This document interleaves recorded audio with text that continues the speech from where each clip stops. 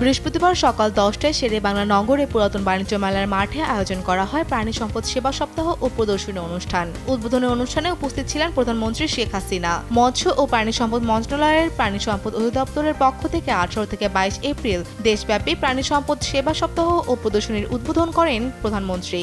অনুষ্ঠানে সভাপতিত্ব করেন মৎস্য ও প্রাণী সম্পদ মন্ত্রী মোহাম্মদ আব্দুর রহমান।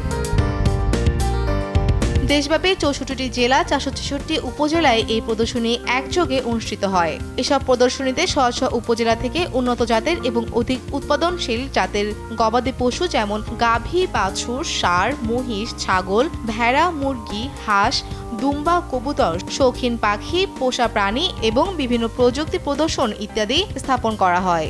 আমরা এই মেলাতে অনেকগুলা খামারি প্রদর্শন করতেছি। তো যদি কারো কোনো ক্রেতা গরু কিনতে চায়, প্রত্যেকটা খামারি আছে, খামারির মালিকরা আছে, আমরা আছি। আমাদের এই গরুর নাম আমরা সব করে ডায়নামাইট রেখেছি। আমার ওই ফ্রেন্ডটা আর কি অনেক পছন্দ করে গরুটাকে। কালেকশনে আপনার কবুতর আছে, পাখি আছে, তারপরে প্ল্যান্টস আছে, ফিশেস আছে, অ্যান্ড আরও অন্যান্য পশু পাখি আছে। নতুন প্রজন্ম এই যে বিভিন্ন জায়গা থেকে বিভিন্ন প্রজাতির সার আসছে, তারপরে যে প্রাণী সম্পদ মানে যে পশু পাখি এই যে যাই কিছু আমরা দেখতে পাচ্ছি, এই সব কিছুই আমাদের এই নতুন প্রজন্ম খুবই উৎফুল্লিত। আমরা চাচ্ছি যে যাতে মানুষ উদ্বুদ্ধ হয়ে আগে কিনুক, তারপর মানুষজন আস্তে ধীরে কাজ করুক। আমরা চাই এটা। ওর নাম হচ্ছে বলিভিয়ান ম্যাকাও এই ব্রিডটা, আর ওর নাম হচ্ছে জ্যাক। আর ও আমাদের কাছে প্রায় ছোটোর থেকেই আছে, যার কারণে দেখা যাচ্ছে ওর অলমোস্ট এখন 1.5 বছরের কাছাকাছি, এখনও হয় নাই। আমাদের যে কুকুরগুলো আছে এগুলো সবগুলো দেশের বাইরে থেকে ইম্পোর্ট করে আনা। বাচ্চা থাকতে কিছু এনেছি, কিছুটা আমরা অ্যাডাল্ট এনেছি, এভাবে করে এনেছি। আর সাথে হচ্ছে আমাদের এখানে আসলে গরু, ছাগল, মুরগি সবই আছে আমাদের খামারে। এটা হলো ব্রাহ্মা জাতের মুরগি। এটার উৎপত্তি আমেরিকাতে মাংসের জন্য উৎপাদন করা হয়েছিল। পরবর্তীতে এটা শৌখিন মুরগির ক্যাটাগরিতে দিয়ে দেওয়া হয়। তারপরে এখন বাংলাদেশে মোটামুটি শৌখিন মুরগি হিসেবে সবথেকে জনপ্রিয় একটা জাত ব্রাহ্মা। এগুলোর দাম 15 থেকে 20,000 টাকা হয়ে থাকে। প্রদর্শনীতে এসে দর্শকেরাও আনন্দিত। তারা মনে করেন এই আয়োজনের মাধ্যমে ভবিষ্যৎ প্রজন্মের মধ্যে ফার্মিং আগ্রহ তৈরি হবে। এটা আমার ফার্স্ট টাইম ঢাকাতে কোনো এরকম মেলাতে আসা। So it's been a wonderful experience so far. অনেক ডিফারেন্ট ভ্যারাইটিসের গরু। ভালোই লাগছে এখানে দেখে। গরুর বিভিন্ন ভ্যারাইটির গরু আছে, এখানে উন্নত জাতের গরু আছে। সবচেয়ে বড় কথা হলো যে আমাদের দেশে যে খামারগুলি ডেভেলপ করতেছে তার একটা ক্লিয়ার চিত্র এখানে দেখা দিতেছে। এটা কোরবানির জন্য আমাদের জন্য একটা সাপোর্ট হবে।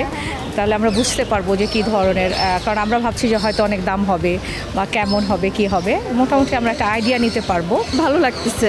ওর জন্য আসছি অত মেলায়, পাখি দেখার জন্য। গরু দেখছে, ও কিন্তু গরু দেখে ভয় পাচ্ছে। অনেক ভালো লাগছে। প্রত্যেক বছরই আসা হয় আমাদের এখানে। আমি একজন পশুপ্রেমী বলতে গেলে, বাসায় পশু পাখি পালি। তো সেই হিসাব থেকে গত বছর আব্বুর সাথে আসছে, এবছর আম্মুর সাথে আসলাম। গুণগত মান, জাত, স্বাস্থ্য, সৌন্দর্য, আকার, অবদান, নিরাপত্তা, কর্মসংস্থান, বাজারজাতকরণ, পরিবেশ ও অর্থনৈতিক প্রভাব, সার্বিক পর্যবেক্ষণ ইত্যাদি বিষয় বিবেচনায় বিভিন্ন ক্যাটাগরিতে মোট 93টি পুরস্কার, ক্রেস্ট এবং অংশগ্রহণকারীদের সনদ প্রদান করা হয়। প্রদর্শনীর বিশেষ আকর্ষণ হিসেবে থাকছে গবাদি পশুর র্যাম্প শো।